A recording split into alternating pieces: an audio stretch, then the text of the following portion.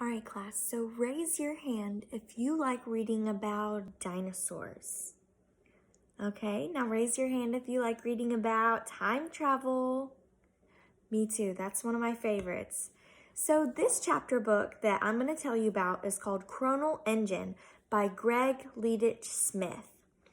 It was published in 2012 and has a 750L Lexile level. And that is perfect for you 6th graders.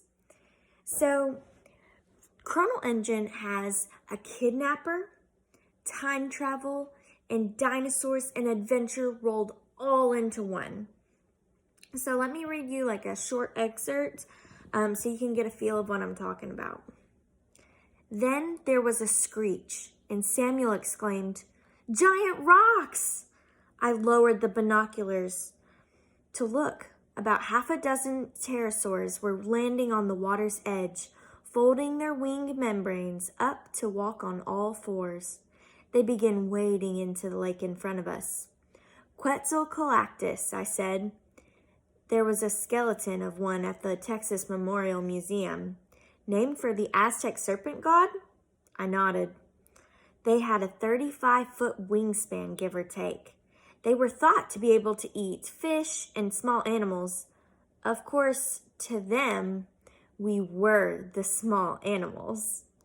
Now, if that sounds interesting to you and you decide to read it for yourself, there's actually a sequel to Chronal Engine called Borrowed Time that contains a follow-up of what happened in this story and with some of those characters. So one thing that I found interesting about the author is that he incorporates aspects of his personal life into his stories. For example, Greg Leadich Smith is of German and Japanese descent, and many of his characters in his different books are similarly mixed race.